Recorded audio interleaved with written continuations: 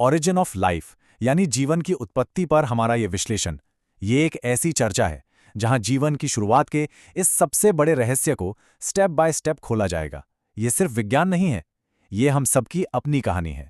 आज के इस विश्लेषण में हमारा रोड मैप बिल्कुल क्लियर है।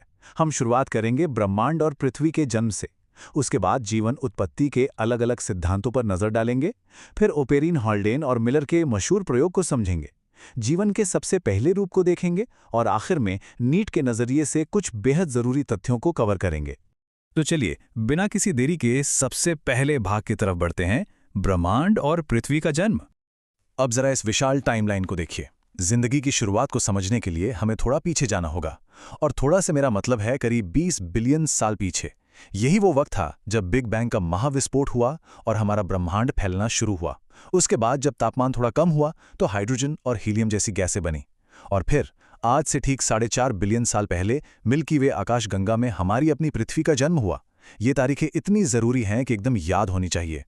लेकिन एक बात याद रखने वाली है, शुरुआती पृथ्वी आज जैसी बिल्कुल नहीं थी। ये एक आग के गोले जैसी बिल्कुल पिघली हुई और बेहद कठोर जगह थी। शुरू में तो कोई वायुमंडल था ही नहीं। सोचिए, सूरज की यूवी किरणें सीधे पृथ्वी पर पड़ती थीं और उन्होंने लिटरली पानी के अणुओं को तोड़कर रख दिया। हल्की हाइड्रोजन तो स्पेस में उड़ गई और बची हुई ऑक्सीजन ने अमोनिया और मीथेन के साथ मिलकर पानी और कार्बन डाइऑक्साइड बनाया। तब जाके धीरे धीरे ओजोन परत बननी शुरू हुई। अब जब स्टेज तैयार हो चुका है तो आइए अपने दूसरे भाग पर आते हैं, जीवन की उत्पत्ति के सिद्धांत। इस टेबल पे एक नजर डालिए। ये एकदम शानदार तरीके से उन सारी थ्योरीज की तुलना करती है जो अलग अलग विचारधाराओं ने दी थीं। एक तरफ स्पेशल क्रिएशन है जो धार्मिक मान्यताओं पर आधारित है, जिसका विज्ञान में कोई आधार नहीं। फिर पैंसपर्मिया की थ्योरी है जो मानती थी कि लाइफ दूसरे ग्रहों से बीजाणुओं या स्पोर्स के रूप में आई। एक और पुरानी धारणा स्पॉन्टेनियस जनरेशन या स्वतः जनन थी, जिसका मानना था कि जीवन निर्जीव या सड़ी गली चीजों से अपने आप पैदा हो गया। खैर, इन सब को पार करते हुए हम आखिर में सबसे आधुनिक और तार्किक सिद्धांत तक पहुंचते हैं, जो है केमिकल इवोल्यूशन यानी ओपेरिन हाल्डेनी की थ्योरी। और हाँ, स्वतः जनन वाली धारणा को पूरी तरह से गलत साबित करने का क्रेडिट जाता है लुई पास्चर को। उनका वो हंस जैसी गर्दन वाले फ्लास्क का प्रयोग विज्ञान के इतिहास में एक मील का पत्थर है।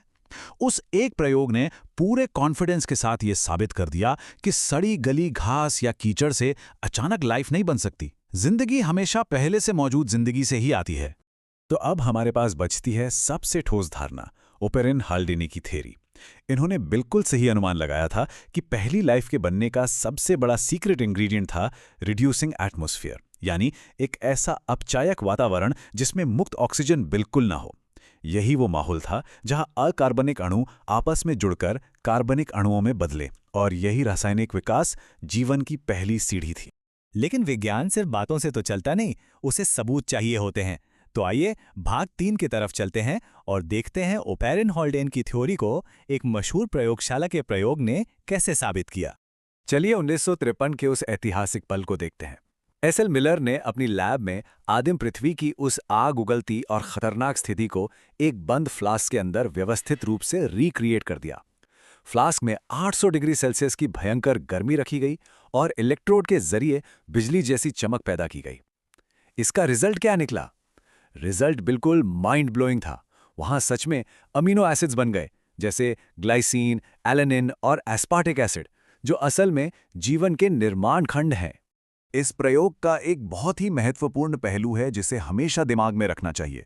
इस फ्लास्क में मीथेन, अमोनिया और हाइड्रोजन गैसों का जो सटीक अनुपात इस्तेमाल हुआ था वो था 2:1:2 का। ये ऐसा तथ्य है जो बार बार सामने आता है और इसे भूलना नहीं है। तो अब जब जीवन के निर्माण खंड बन चुके हैं, चलिए अपने चौथे भाग में देखते हैं कि आखिर पहली लाइफ दिखी कैसी थी और कब आई। इस टाइमलाइन को थोड़ा और आगे बढ़ाते हैं। 4.5 बिलियन साल पहले पृथ्वी बन चुकी थी। फिर 3 बिलियन साल पहले विशाल गैर कोशिकीय अणुओं का निर्माण हुआ, जैसे आरएनए, प्रोटीन और पॉलीसैकेराइड। और उसके 1 बिलियन साल बाद, यानी आज से ठीक 2 बिलियन साल पहले, आखिरकार पहली बार वास्तविक कोशिकाएं या सेलुलर लाइफ का जन्म हुआ। है ना? ये कितनी हैरानी की बात कि हमारे सबसे शुरुआती कोशिकीय पूर्वज पानी में यानी महासागरों में पैदा हुए थे। ये सिंगल सेल्ड जीव थे और इनकी सबसे बड़ी खासियत ये थी कि इन्हें जिंदा रहने के लिए ऑक्सीजन की एक सांस की भी जरूरत नहीं थी। बिल्कुल, ये अवायवीय या एनारोबिक थे। और क्योंकि ये अपना खाना खुद नहीं बना सकते थे, इसलिए पोषण के लिए ये आसपास मौजूद अन्य कार्बनिक पदार्थों पर निर्भर थे, यानी ये परपोषी या हेटेरोट्रॉफिक थे। चर्चा को समेटने से पहले आइए अपने आखिरी भाग पर चलते हैं, जो विशेष रूप से परीक्षा की तैयारी के लिए सबसे ज्यादा जरूरी तथ्य समेटे हुए है। इन गहरे तथ्यों पर एकदम स्पष्टता होनी चाहिए। पहला, पाश्चर का प्रयोग बताता है कि आज की परिस्थितियों में स्वतः जनन पूरी तरह असंभव है। दूसरा, शुरुआती पृथ्वी पर अपचायक वातावरण का होना एक पूर्ण आवश्यकता थी, क्योंकि अगर मुक्त ऑक्सीजन होती तो वो नाजुक और नए बने जैविक अणुओं को तुरंत नष्ट या ऑक्सीकृत कर देती। और तीसरा, बायोजेनेसिस का अटल नियम कि जीवन सिर्फ और सिर्फ पहले से मौजूद जीवन से ही उत्पन्न होता है। तो अब यहाँ एक बहुत बड़ा और विचारोत्तेजक सवाल उठता है। बायोजेनेसिस साबित करता है कि जीवन से ही जीवन आता है, लेकिन ये सरल, बिना ऑक्सीजन के रहने वाली कोशिकाएं आज की इतनी जटिल और विविध दुनिया में कैसे विकसित हो गईं? और विकास के इस अद्भुत सफर के बारे में समजात और समरूप अंग वास्तव में क्या रहस्य खुलते हैं? इस सवाल के साथ विकास के भौतिक प्रमाणों की आगे की खोज के लिए मंच पूरी तरह से तैयार है।